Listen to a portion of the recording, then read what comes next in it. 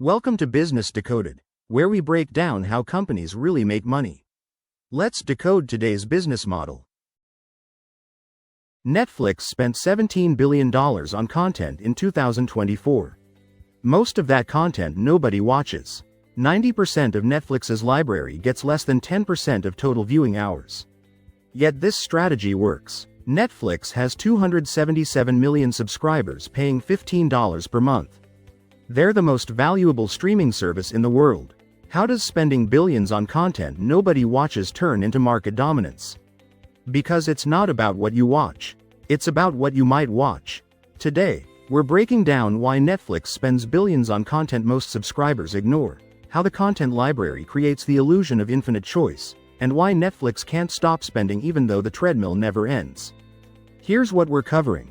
The content spending arms race, why Netflix prioritizes quantity over quality, and what happens when the spending stops. Before we begin, a quick disclaimer. This content is for educational purposes only, not business or legal advice. Company references are from public sources for educational commentary. Trademarks belong to their owners. Consult qualified professionals before making business decisions. Let's start with the numbers. Netflix spent $17 billion on content in 2024. This includes licensed content and original content Netflix produces. The $17 billion breaks down roughly as $10 billion on original series and films, $4 billion on licensed content, $3 billion on unscripted and international content. Here's what's crazy. Most of this content gets almost no viewers. Netflix has thousands of shows and movies, but the top 10 titles account for about 30% of all viewing hours. The top 100 titles account for 60%. The remaining thousands split the last 40%. 90% of Netflix's content library is watched by almost nobody. Why does Netflix spend billions on content that doesn't get watched? Because the content library itself is the product, not individual shows. When you open Netflix, you see thousands of options. You feel like there's always something to watch. This perception of infinite choice is what keeps you subscribed. You're not paying for any single show. You're paying for the option to watch anything, anytime. Netflix's content strategy has 3 goals. First, acquire subscribers. New shows drive sign-ups. When Squid Game launched, Netflix added millions of subscribers. Tentpole content drives growth. Second, reduce churn. If Netflix only had 10 shows, you'd binge them and cancel. With thousands of shows, there's always something new. The depth keeps you subscribed even when nothing new interests you. Third, serve niches. Netflix needs content for everyone.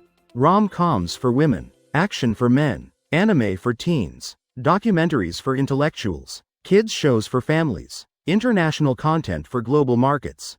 No single subscriber watches all genres, but every subscriber needs their genre represented. The algorithm is key. Netflix doesn't show you their entire library. They show you what they think you'll watch based on your viewing history. The vast majority of the library is hidden from you because it's not relevant to your tastes. This creates the illusion of personalization. You think Netflix is full of shows you like. Your friend thinks Netflix is full of shows they like. You're both seeing different content. The library is the same, but the presentation is customized. The spending is also defensive. Netflix isn't just competing with Disney Plus and HBO Max. They're competing with TikTok, YouTube, video games. If Netflix doesn't have new content, you'll spend your time elsewhere. The content spending is buying your attention. But the spending never stops. Netflix has to keep producing content to maintain the illusion of freshness. Old content gets stale. If Netflix stopped spending, within a year the library would feel dated. Subscribers would leave. Netflix is on a content treadmill. This is why Netflix went into debt. For years, Netflix spent more on content than they made in revenue. They financed this by borrowing billions in bonds. At their peak, Netflix had $15 billion in debt. They were burning cash to grow subscribers, betting that eventually scale would make them profitable. In 2024, Netflix finally became consistently profitable. 277 million subscribers paying an average of $15 per month generates about $50 billion in annual revenue. After $17 billion on content and $10 billion on operating expenses, Netflix has $20 billion left. But Netflix can't slow content spending. Disney Plus, HBO Max, Apple TV Plus, Amazon Prime Video, all spending billions. If Netflix reduces spending, competitors fill the gap. Subscribers leave for whoever has the new hit show. The spending is mandatory. Netflix's advantage is global scale. They operate in 190 countries. They produce content in dozens of languages. A Korean show like Squid Game becomes a global hit. This amortizes content costs across a massive subscriber base. Disney Plus has 160 million subscribers, mostly in the US. Netflix has 277 million globally. The original content strategy is both strength and weakness. Strength. Netflix owns the content. They control distribution forever. Weakness. Original content is expensive and risky. Most Netflix originals flop. For every Stranger Things, there are 10 shows that get cancelled after one season. Netflix's hit rate is low. Industry estimates suggest only 20% of Netflix originals are successful. 80% underperform or fail. But Netflix keeps greenlighting hundreds of shows because they need volume. They're running a hits-driven business. A few massive hits subsidize the many failures. This is why Netflix cancels shows aggressively. If a show doesn't generate enough viewing hours in the first month, it's cancelled. This frustrates fans, but it's economically rational. Why spend money on season 2 of a show nobody watches? The data-driven approach is both edge and limitation. Edge. Netflix knows exactly what gets watched.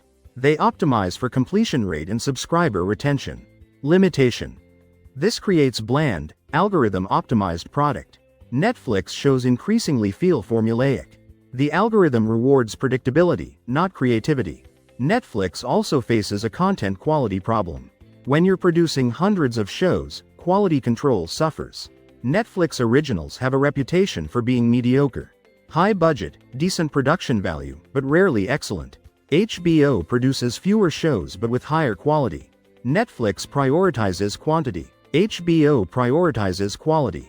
The password-sharing crackdown is Netflix's latest revenue strategy. For years, millions shared Netflix passwords. Netflix tolerated this because it drove growth. But as growth slowed, Netflix cracked down. They now charge extra for additional users outside the household. This pushed some sharers to subscribe, increasing revenue. But it also angered customers. The ad-supported tier is another revenue strategy. In 2022, Netflix launched a cheaper subscription with ads. This targets price-sensitive customers who won't pay $15 but will tolerate ads for $7. This expands the addressable market and creates revenue from advertisers. Netflix's pricing power is questionable. They've raised prices multiple times. US subscribers now pay $15 to $20 per month. At what price do subscribers leave? Each price increase causes some churn. But so far, most subscribers stay.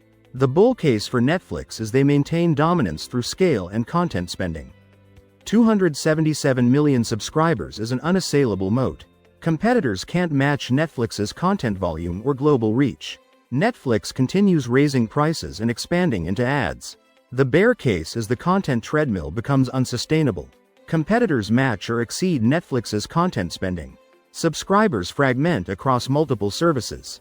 Netflix can't raise prices further without massive churn. Content costs keep rising but revenue doesn't. For you as a subscriber, Netflix is a good deal if you watch regularly. $15 per month for unlimited content is cheap. But if you only watch one show per month, you're overpaying. The library creates the perception of value, but most subscribers barely scratch the surface.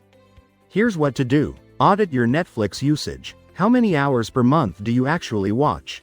Divide your subscription cost by hours watched. If you're barely using it, cancel and resubscribe when a show you want drops. If you watch daily, you're getting value. Consider rotating subscriptions. Subscribe to Netflix for 2 months, watch everything, cancel. Subscribe to HBO Max for 2 months, repeat.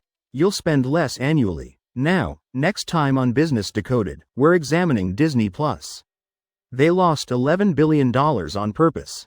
The bundle strategy was designed to lose money short-term to dominate long-term. Netflix spent $17 billion on content in 2024. Most of it nobody watches. But the spending creates the illusion of infinite choice, which keeps 277 million subscribers paying monthly. The content treadmill never stops. Netflix has to keep spending or subscribers leave.